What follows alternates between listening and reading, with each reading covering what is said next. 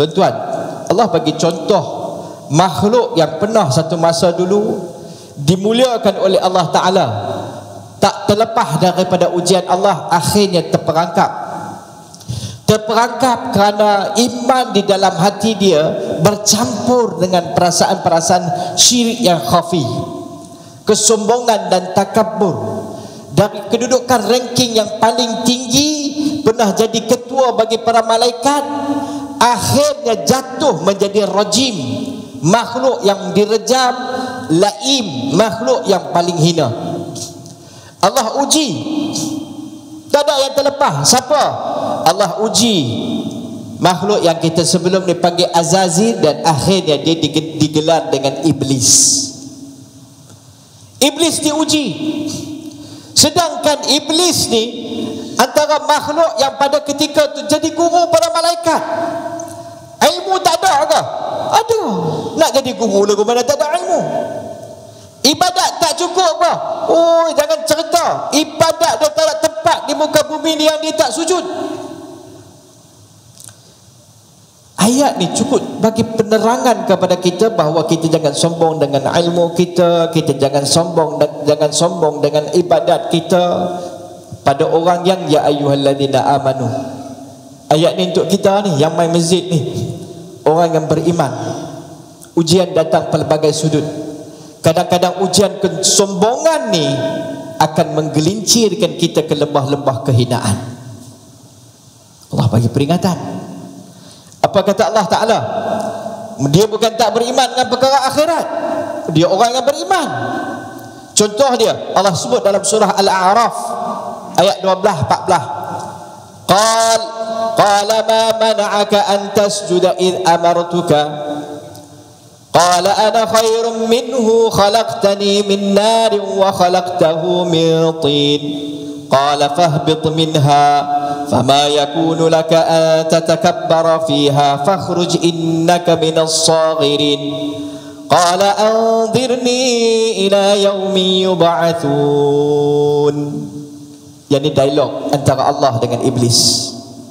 Allah tanya, qala ma mana'aka an tasjuda id amartuka, apa yang menghalang hang untuk sujud ketika aku perintahkan kamu untuk sujud? Apa yang halang hang? Pasal apa yang ketegak? Bahasa kita lah kan, bahasa kita lah. Awak yang hang ketegak sangat. Dah aku suruh perintah hang untuk sujud, sujudlah. Dia bukan tolak Allah Ta'ala.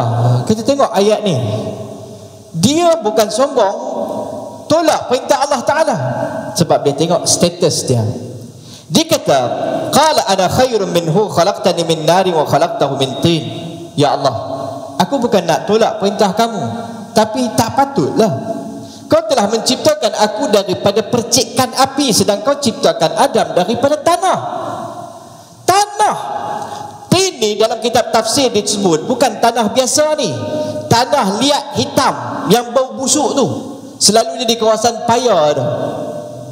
Jadi dia rasa, Allah, takkan aku ni api ni nak pergi sujud kat dia? Allah, tak ada cerita.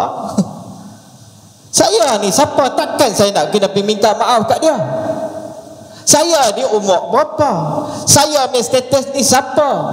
Hang tu bini, aku ni suami. Hang tu anak, aku ni bapa. Nampak tak? Kita relate dengan kita punya keadaan. Ini semua bahasa-bahasa bahaya yang kadang kita tak sedar. Kita sedang menuturkan. Dan saya tak ada masalah nak minta maaf kat dia, tapi tengoklah, sesuailah kedudukan tu. Bukanlah saya nak kata saya ni bagus, kedudukan tu.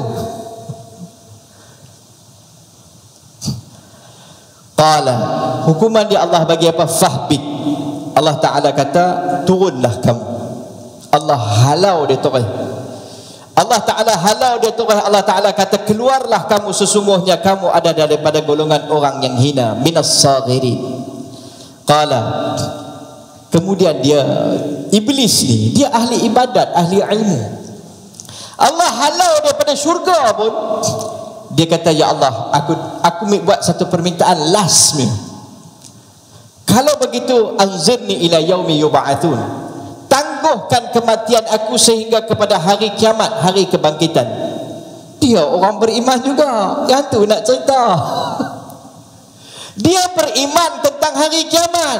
Dia beriman akan disoal siasat oleh Allah tentang amalan dia. Dia minta ke Allah apa yang dia minta.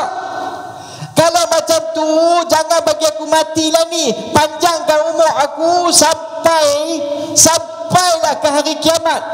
Ayat yang lain Allah cerita pasal apa dia minta, la aghyannahum, pasal nak sesatkan kita. Jujur pula tu. Dia bagi terang ke Allah Ta'ala, aku akan sesatkan setiap satu anak Adam. Dia pun beriman, tapi iman dia tak menepati dengan amalan yang dituntut oleh Allah Ta'ala. Iman bukan calang-calang. Ahli ibadat, ahli ilmu, tak ada tempat yang kurang di bumi yang dia tak ibadat. Apa kurangnya dia? Guru malaikat. Takabbur.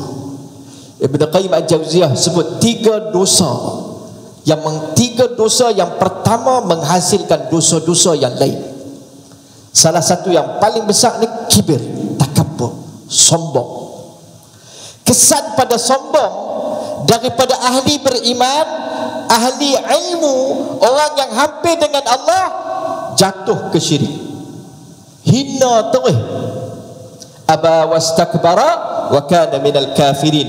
Allah kata dia ingkar, dia takabur, jadi kafir terus. Kerana tu tuan-tuan, hati-hati